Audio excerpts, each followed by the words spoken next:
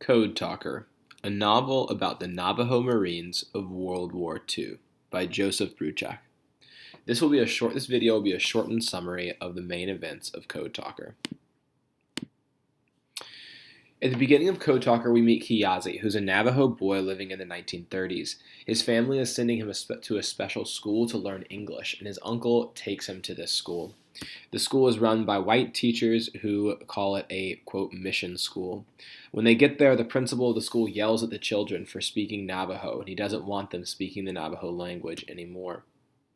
All of the teachers continue to enforce this message that Navajo is no good and that the students need to only speak English. To so much of an extent that when Kiyazi even just says hello to Mr. Reamer, one of the teachers in Navajo, on the second day of school, he washes his mouth out with soap, and he hurts Kiyazi's mouth and even draws blood just for speaking Navajo. Finally, though, Kiyazi graduates from this mission school. He gets the opportunity to study in high school because he was one of the best students in the school, and he also gets to be a little closer to his family. After this change, Kiyazi finds out that Japan has attacked the United States at Pearl Harbor in Hawaii. The United States is deciding if they'll enter World War II. And they do. One day, Kiyazi and his friends hear over the radio that there is a recruiter coming to find Navajo men specifically for a special military project. Kiyazi's interested, and he decides that he wants to be a Marine. After waiting for a time, he's now 16, and he feels like it's his time to serve as a warrior. One of their family friends performs a blessing way ceremony, a Navajo ritual, on Kiyazi. After the blessing way, Kiyazi feels balanced and ready for military service. When they get to boot camp, the Navajo recruits find that boot camp doesn't seem as difficult for them as it does for others. Lots of their background experiences of walking a long way, dealing with hardships, and all sorts of different things that they experienced as Navajo people made their military training a lot easier for them, and they're starting to really build confidence that they have what it takes to be Marines. One day, Kiyazi meets a white young man from Kentucky, Georgia boy, who doesn't know how to read, and he asks Kiyazi to read his letter from home. Kiyazi offers to teach Georgia boy how to read, and they become friends. Kiyazi begins to realize that just because someone is white doesn't mean they're educated, and that just because he's Navajo doesn't mean that he doesn't know as much or more as other people. After graduating from boot camp, Kiyazi goes and joins the Code Talker school. When they first walk in on the very first day of Code Talker training, the recruits have to write down lots of words in Navajo and in English. Kiyazi discovers that they are training to become code talkers who will be able to send codes that are top secret. So they have to memorize all the code from English letters to Navajo words and the meaning that they have so that they are able to send codes that the Japanese will not be able to understand. Finally, Kiyazi and his Code Talker counterparts make it all the way over to the Pacific, where they're going to be fighting in the war. Japanese soldiers fought to the death even after being captured and disarmed, and Kiyazi starts to grow in fear of what this all will mean. Kiyazi also realizes, though, that the Japanese were just human beings as well, and starts to think about the ways that war kind of makes people different than they really are.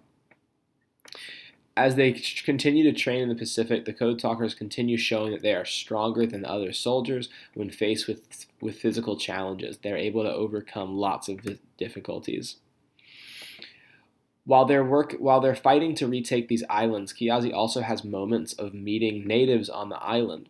Kiyazi meets one man in particular, and they hold their hands to each other's heart, and they understand that they're both longing to be able to return to their sacred homeland and that connection to their homeland.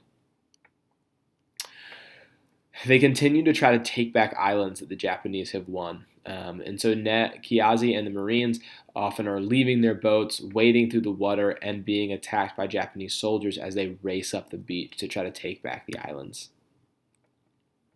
On one island, Kiyazi and other soldiers make it into the jungle, and someone has their hand on Kiyazi's shoulder as he moves from the beach to the jungle.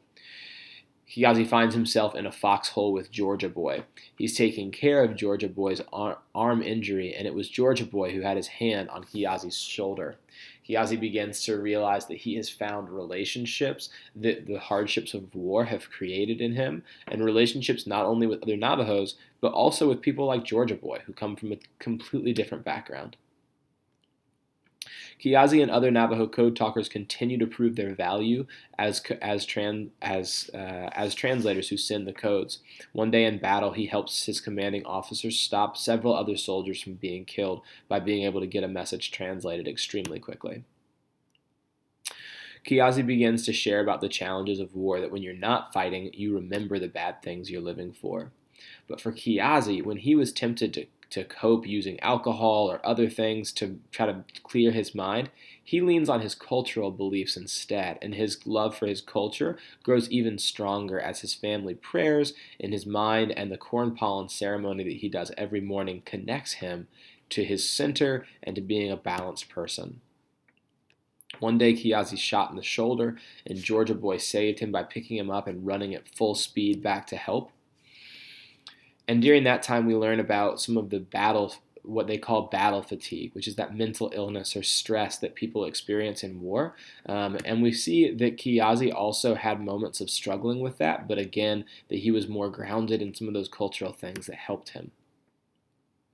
After finally, towards the end of the war, the United States drops 2 atomic bombs on Japanese cities, and the United States forces the Japanese Empire to surrender. War is over, and now the Navajo code talkers are celebrating. After the battles have ended, they dance and do Navajo cultural rituals to celebrate and bring the holy people into their midst. After the war is over, Ned's reminded that the code is top secret. He can't tell anybody about it. One day after he gets back to the United States, he stops at a bar for a drink, and there's a sign that says "No Navajos served." And the white men that are inside kick him out. And Kiyazi realizes that the racism in the United States is still alive, even though he's done all these different things to support the United States military. There are no celebrations for Kiyazi when he returns, and he's struggling with his mental health and being able to change back into regular life after the war.